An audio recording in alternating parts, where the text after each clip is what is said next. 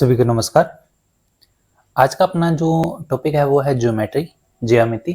और इससे पहले अपनों ने चक्रत्रिभुज कंप्लीट कर लिया, तो स्टार्ट करते हैं आज की वीडियो। तो ज्योमेट्री में अपने पास जो टॉपिक है थर्ड ग्रेड में, अभी सिलेबस जो अपने पास पहला था उसके हिसाब से ही अपने चलेंगे। बाकी कुछ भी अपडेट होता है तो अपने वो भी अपडेट कर लेंगे क्लासों के हिसाब से। तो बात करते हैं ज्योमेट्री यानी ज्यामिति। अब सिलेबस में क्या दिया हुआ है ज्यामिति के अंदर, एक तो अपने पास टॉपिक है समतल, एक टॉपिक है आपके पास वक्र तल, उसके बाद है बिंदु,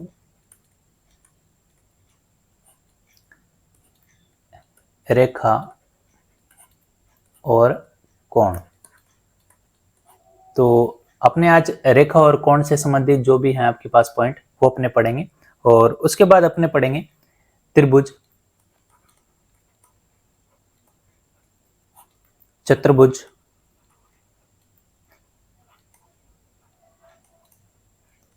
बहुभुज,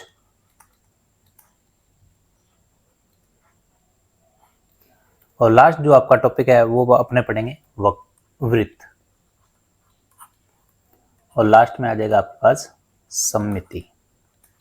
ठीक है, तो ये अपने पास थर्ड ग्रेड में जो आपके पास सिलेबस है ज्यामिति से रिलेटेड, उसके अंदर अपने को ये सारे टॉपिक पढ़ने हैं।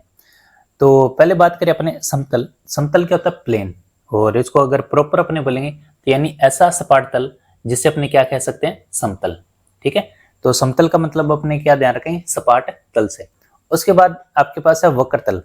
वक्रतल को बोलते हैं कर्व सरफेस, जिसमें आपके पास जो भी एक तो है समतल, और अगर आपके पास उबड़ खाबड़ अगर तल है यानी टेढ़ा मेढ़ा अगर तल है तो वो क्या कहलाएगा आपके पास? वक्रतल। ठीक है, जिसको बोलते हैं कर्व सरफेस। उसके बाद बात करें अपने बिंदु। बिंदु क्या होता है?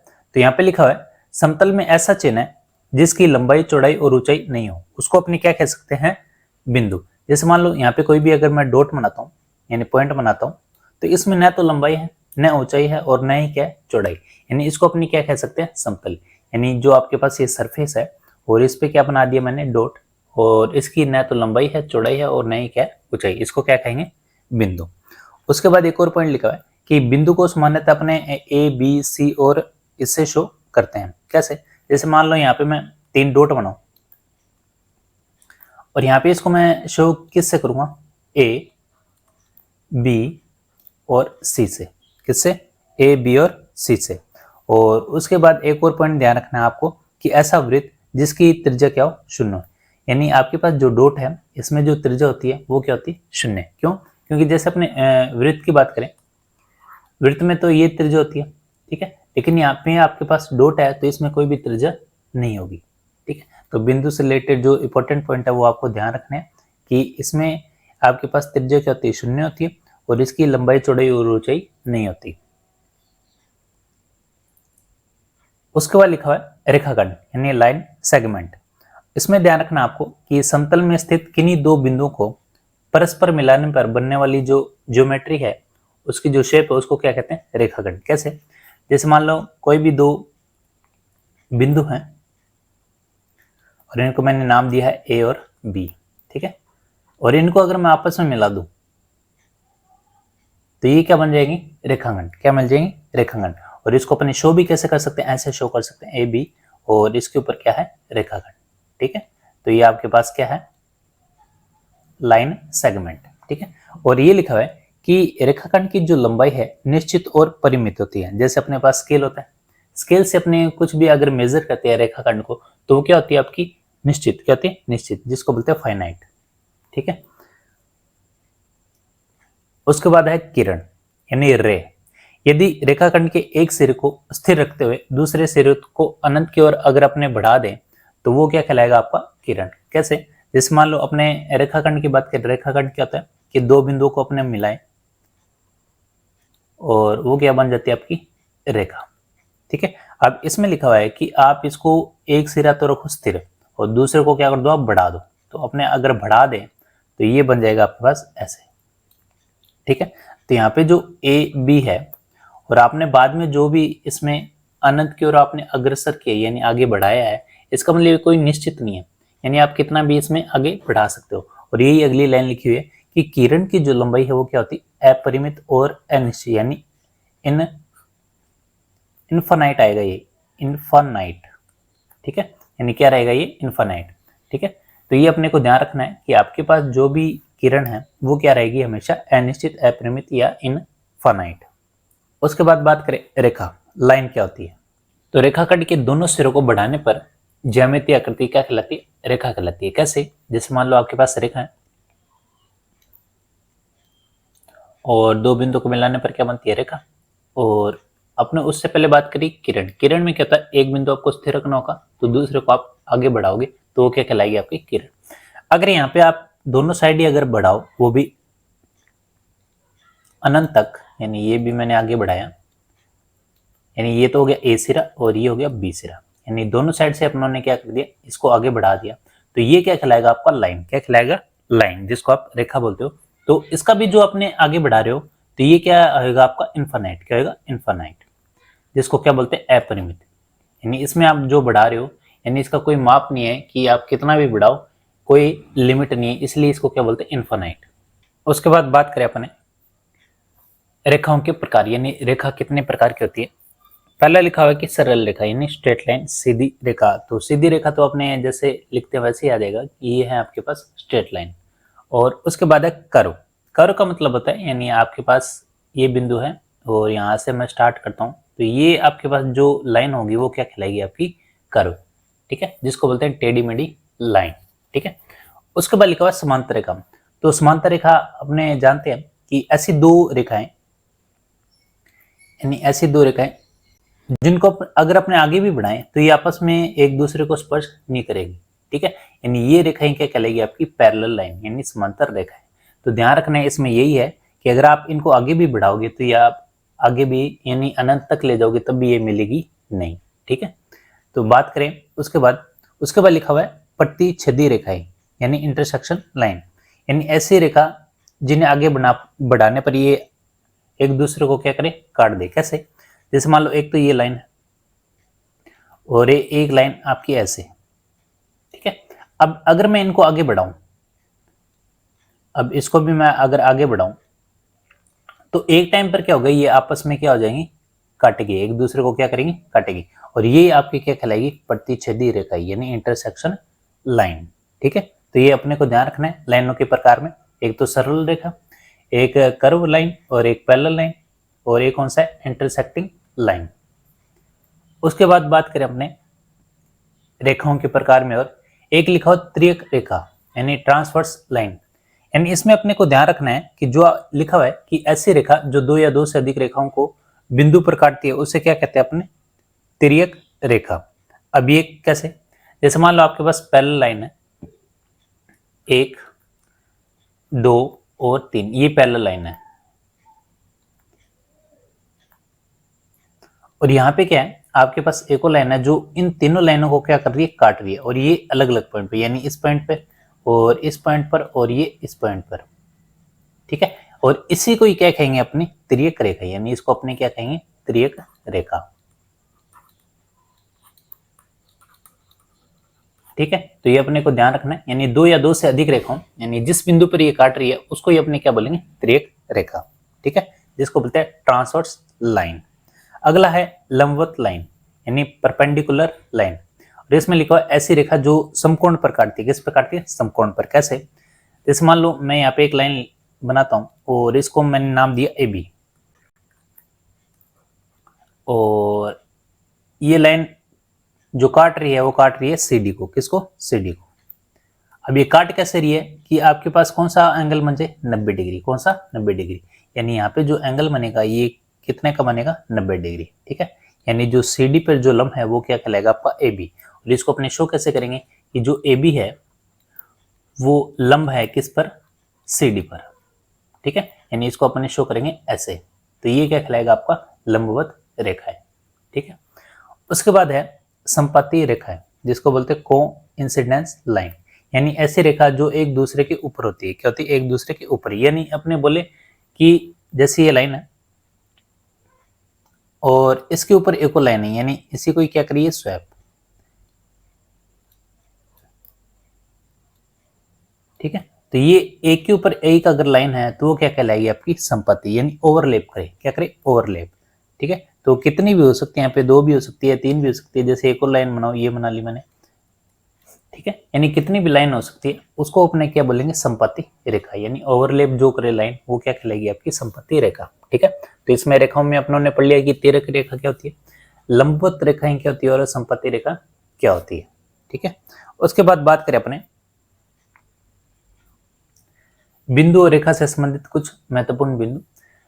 एक सरल रेखा और वक्र बिंदु पर अनंत बिंदु होते हैं, बिल्कुल। जैसे मान लो कोई लाइन आपने बनाई और इस पर अगर आपको कहे कि बिंदु कितने हैं, तो बिंदु यहाँ पे कितने, अनंत, कितने, अनंत। जैसे यहाँ पे भी हो सकते हैं, ये तो मैं अगर बनाऊं तो ये इसमें तो आप गिन लोगे, लेकिन वैसे अगर आप ध्यान रखो तो ये बिंदु जो होते हैं वो कितने होते हैं, अनंत।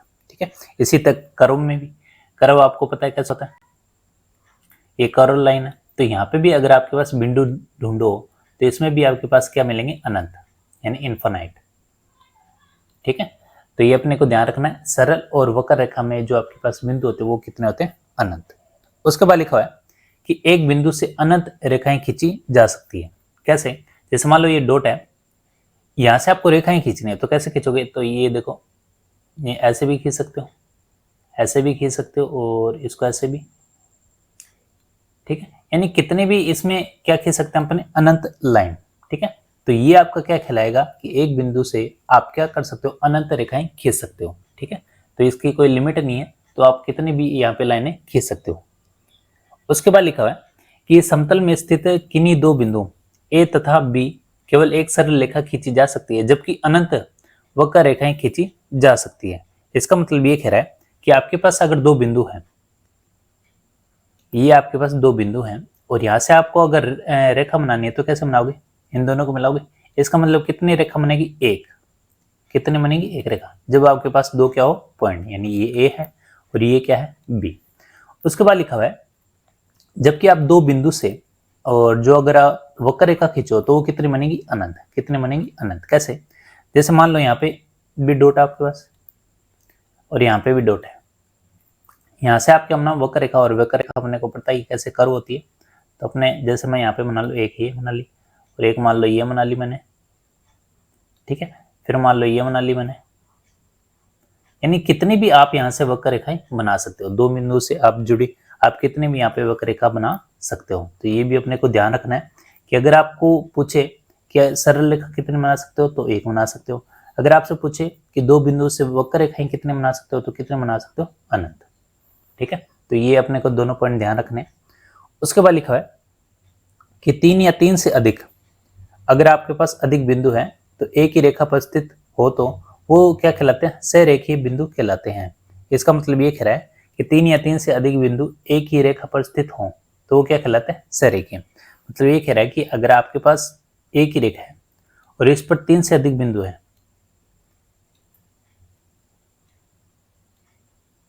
तीन से अधिक बिंदु हैं, तो क्या कहलाएंगे, सहरेखीय, यानी कोलिनियर। क्या कहलाएंगे वो बिंदु, सहरेखीय।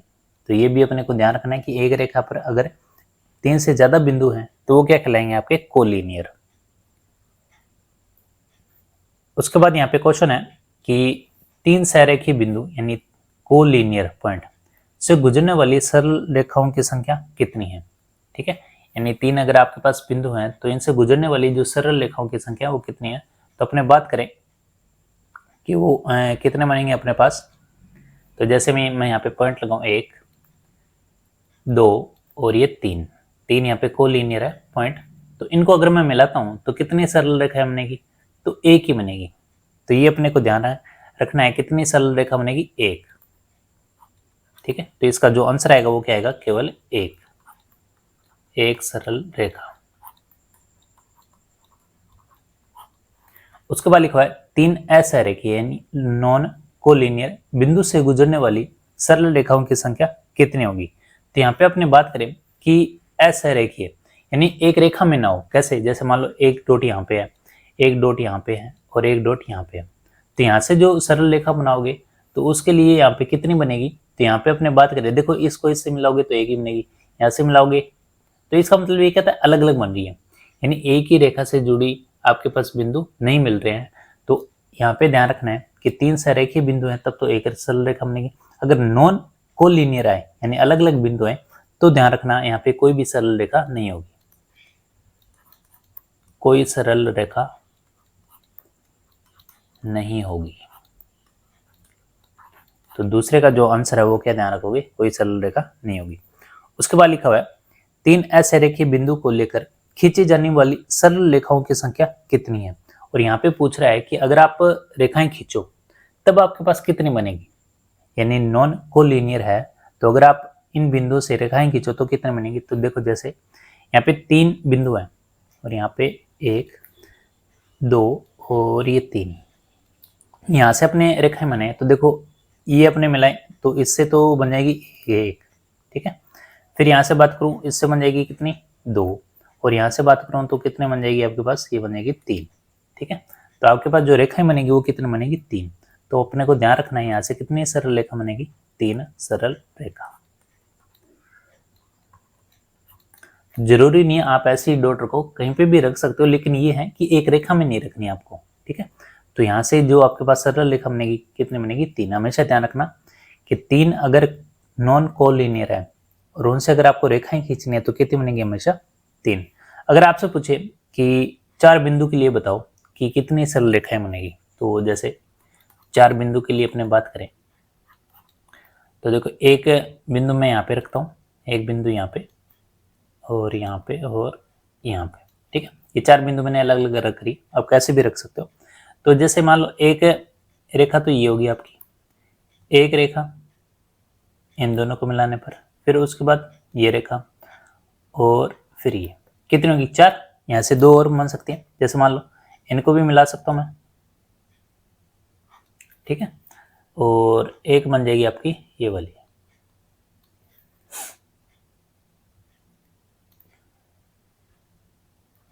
यानी कितनी आपके पास रेखाएं होंगी 4 तो वो होगी, 2 ही होगी, यानी टोटल होगी 6।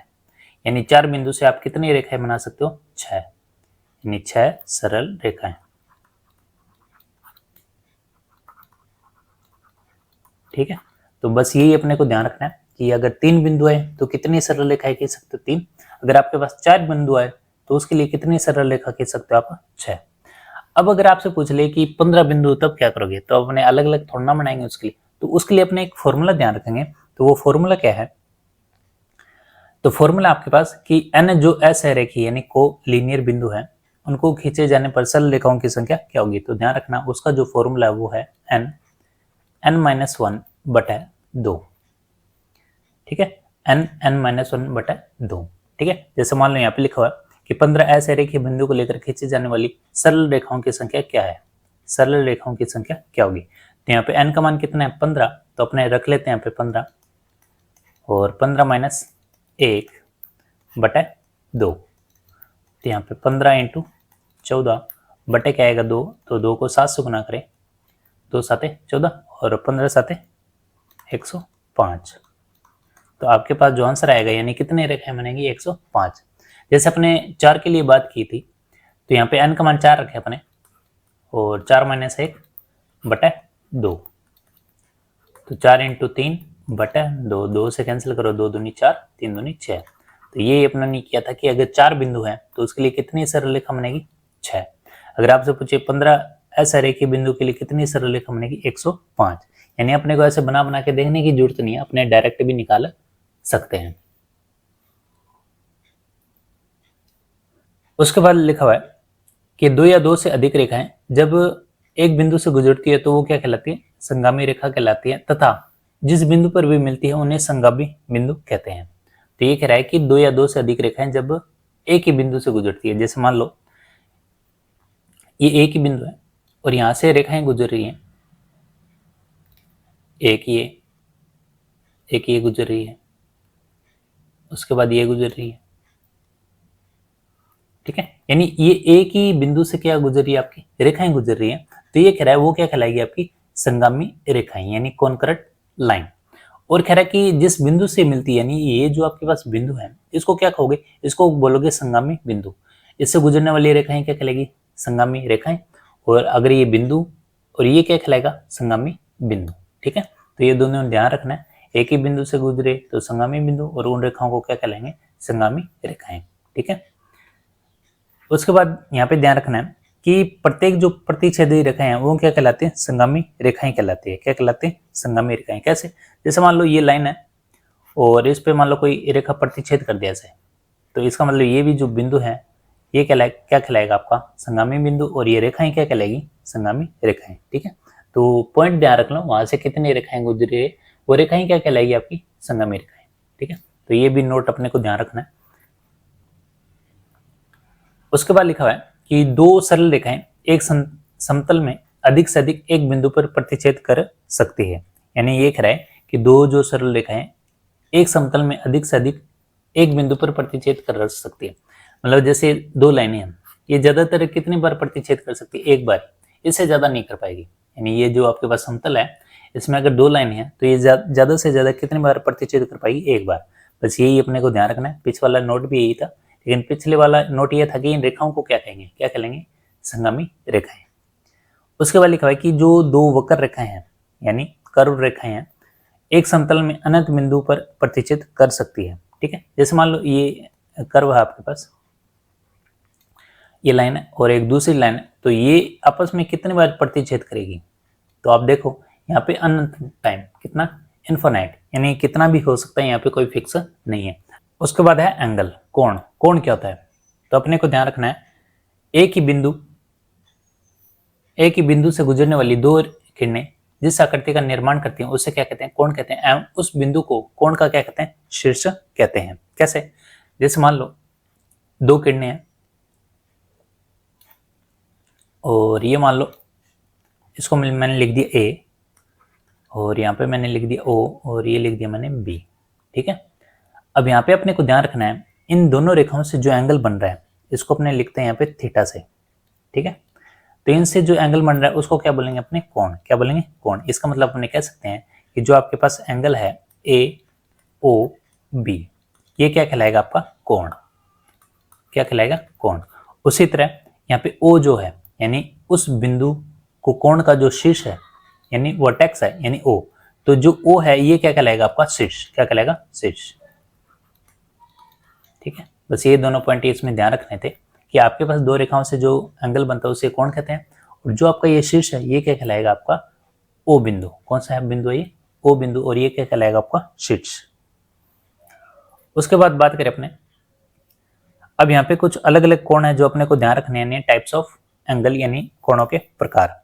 तो लिखा हुआ है आसन कोण, यानी ऐसे दो कोण जिनमें एक भुजा तथा एक शीर्ष उभयनिष्ठ हो। ठीक है, और दोनों कोण उभयनिष्ठ भुजा के विपरीत हों तो आसन कोण कहलाते हैं। कैसे, जैसे मान लो अपनों ने AOC बनाया था, AOC, और इसके बीच में एक और रेखा है और इसको लिख लेते हैं अपने BO। ठीक है, अब इसमें ध्यान रखना है कि आपके पास एक तो बन रहा है ये एंगल और एक बन रहा है ये एंगल। ठीक है, इसका मतलब AOB, और ये कौन सा बन रहा है, BOC। तो अपने यहाँ पे लिख लेते हैं, एक कौन सा कोण बन रहा है, AOB, और एक कोण बन रहा है आपके पास BOC। ये आपस में क्या कहलाएंगे, आसन कोण। अब आसन कोण क्यों कहलाएंगे, क्योंकि इसमें जो ये भुजा है BO ये क्या है, उभयनिष्ठ। क्या है, उभयनिष्ठ। बस यही ध्यान रखना था कि अगर आपके पास दो एंगल बन रहे हैं तो उसमें एक ऐसी भुजा होनी चाहिए जो क्या है, उभयनिष्ठ। क्या होनी चाहिए, उभयनिष्ठ। और कह रहा है कि जो दो लाइनें हैं AO और CO ये एक दूसरे के क्या होनी चाहिए, विपरीत। यानी उभयनिष्ठ जो रेखा है इसके क्या होनी चाहिए, विपरीत। तो अपने को पता है कि जो OB है ये क्या कहलाएगी, आपकी उभयनिष्ठ। कौन सी भुजा है ये, उभयनिष्ठ, उभयनिष्ठ भुजा। ठीक है, और O यहाँ पे क्या कहलाएगा, तो पिछले वाले जो अपनों ने बात की थी पॉइंट में, तो यहाँ O यहाँ पे कहलाएगा आपका उभयनिष्ठ, उभयनिष्ठ शीर्ष। बस इसमें ये ध्यान रखना ना कि आसन कोण कब बनेंगे, तो आसन कोण बनने के लिए आपके पास ये कंडीशन होनी चाहिए कि जो आपके पास एक रेखा है वो क्या होनी चाहिए, उभयनिष्ठ, यानी दोनों एंगल जो बनने उसमें आनी चाहिए वो रेखा। ठीक है, उसके बाद बात करें, यहाँ पे लिखा है कि ऐसे आसन कोण जिसमें उभयनिष्ठ भुजा के दोनों तरफ बने कोण का योग कितना हो, 180 डिग्री, तो वो क्या कहलाएंगे, रेखिक युग्म कोण कहलाएंगे। क्या कहलाएंगे, रेखिक युग्म। ये क्या कहलाता है, जैसे यहाँ पे एंगल है आपके पास और एक तो बन रहा है आपके पास θ1 और एक कोण बन रहा है आपके पास थीटा 2। यानी एक ही रेखा पर बने कोण यानी जिनका योग कितना होगा 180, तो वो क्या कहलाएंगे आपके आसन कोण। यानी इसमें ये है कि जो थीटा 1 है और थीटा 2 इन दोनों का जोड़ कितना होगा 180। कितना होगा 180, क्योंकि देखो ये जो भुजा है ये दोनों कोनों में आ रही है, इसमें भी आ रही है और इसमें भी, यानी ये क्या उभयनिष्ठ। इसका मतलब थीटा 1 और थीटा 2 क्या कहलाएंगे आपके आसन कोण। क्या कहलाएंगे आसन कोण। बस एक कंडीशन ध्यान रखो कि एक भुजा क्या होनी चाहिए आपकी उभयनिष्ठ। क्या होनी चाहिए उभयनिष्ठ। और रैखिक युग्म कोण यानी लीनियर पेयर जो एंगल है उसमें अपने को ध्यान रखना है कि ये जो टोटल बनेगा थीटा 1 और थीटा 2 ये बनेगा कौन सा 180 डिग्री का। कितना 180। यहाँ से अगर आपसे एक क्वेश्चन पूछ ले कि अगर आपके पास ये 30 है, थीटा 1 कितना है 30 है, तो थीटा 2 क्या होगा, तो 180 में से आप 30 घटा दो तो कितना आएगा 150। तो ये कितना हो गया 150। तो ऐसे भी क्वेश्चन पूछ सकता है। उसके बाद बात करें, एक एंगल आता है आपके पास पूरक कोण। पूरक कोण जिसको और नामों से बोलते हैं, एक तो बोलते हैं कोटि पूरक और एक और नाम बोलते हैं अनुपूरक। ठीक है, यानी कॉम्प्लीमेंट्री एंगल, इंग्लिश में क्या बोलते हैं कॉम्प्लीमेंट्री एंगल। इसका मतलब ये होता है कि ऐसे दो कोण जिनका योग क्या हो 90 डिग्री। क्या हो, यानी थीटा 1 और थीटा 2 यानी दो कोणों का योग कितना हो 90 डिग्री। ठीक है, जैसे मान लो ये आपके पास 90 डिग्री है और इसमें दो एंगल है, एक तो है थीटा 1 और एक है थीटा 2। तो इन दोनों का योग है वो क्या कहलाएगा आपका 90 डिग्री। तो वही कोण क्या है आपके पूरक कोण। क्या है पूरक कोण। तो इसमें भी अगर मान लो आपके पास थीटा 1 कोण दिया हुआ है 35, तो बताओ थीटा 2 कोण क्या होगा। और कंडीशन लिखी होगी कि ये दोनों कोण क्या है पूरक, एक दूसरे के क्या है पूरक। तो आप क्या करो 90 में से क्या घटा दो 35, तो आपके पास कितना आएगा यहाँ पे 90 में से 35 घटाओगे ये आ जाएगा आपके पास 50 और 5 55, यानी कितना आएगा 55 डिग्री। ठीक है, तो ये भी अपने को ध्यान रखना है पूरक कोण क्या होते हैं। तो पूरक कोणों में क्या होता है कि दो कोणों का योग कितना होता है 90 डिग्री। ठीक है, कॉम्प्लीमेंट्री एंगल। उसके बाद बात कर अपने सप्लीमेंट्री एंगल भी होता है जिसको अपने बोलते हैं संपूरक। संपूरक कोण, और इसी का एक और नाम है जिसको बोलते हैं परिपूरक। परिपूरक या इंग्लिश में क्या बोलते हैं सप्लीमेंट्री। क्या बोलते हैं सप्लीमेंट्री एंगल। ठीक है, तो ये इसमें क्या होगा, इसमें दो कोणों का योग कितना है 90 और उसमें दो कोणों का योग कितना आएगा आपके पास 180। कितना आएगा 180। ठीक है, अब 180 कब बनता है, अभी अपनों ने बात की थी रैखिक युग्म पेयर में। तो जैसे मान लो ये है और यहाँ पे कोई भी आपके पास एंगल है, इन दोनों का योग कितना आएगा आपके पास 180। कितना आएगा 180 डिग्री। तो यहाँ पे भी वही बात, अगर आपसे एक कोण पूछ ले तो दूसरा बता सकते हो, तो उसको किस में से घटा दोगे 80 में से। ठीक है, जैसे मान लो ये 60 डिग्री है, तो बताओ थीटा 2 कोण कितना होगा, तो 160 में यानी 180 में 60 घटा दोगे तो कितना आएगा 120। ठीक है, तो वहां पे कंडीशन दी होगी कि दोनों कोण क्या है संपूरक है। क्या है संपूरक। तो ये भी अपने को ध्यान रखना है। उसके बाद बात करें तो एंगल में एक आता है शीर्षाभिमुख। शीर्षाभिमुख, ठीक है, जिसको बोलते हैं सम्मुख कोण।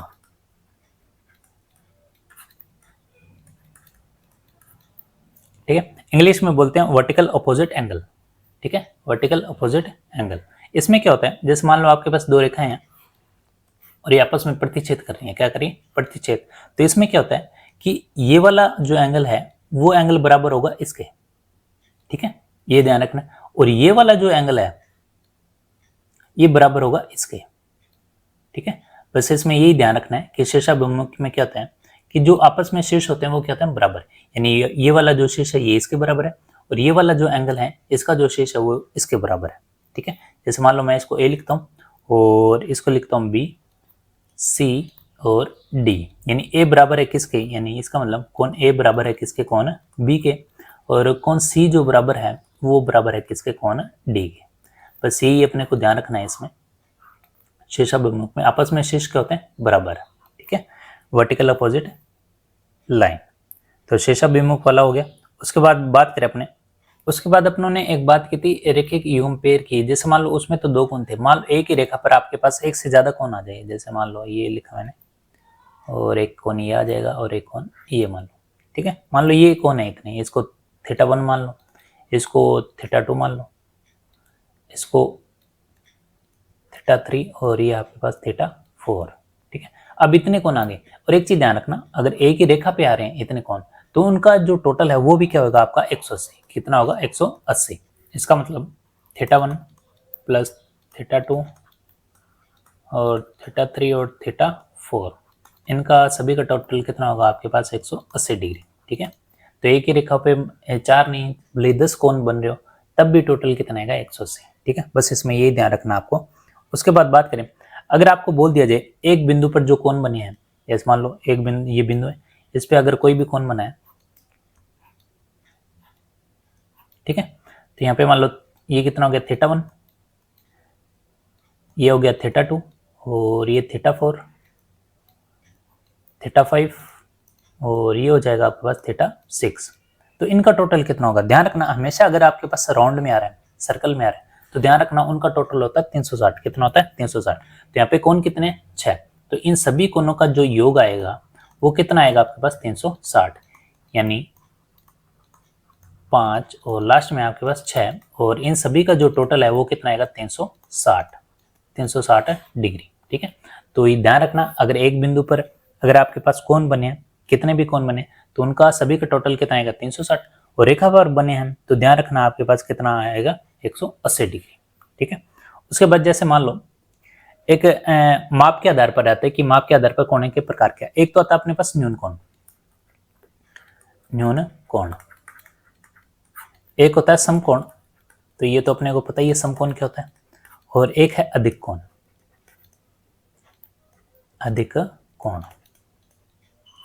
ठीक है, जिसको बोलते हैं एक्यूट एंगल, और इसको बोलते हैं राइट एंगल, और इसको बोलते हैं ऑब्ट्यूस।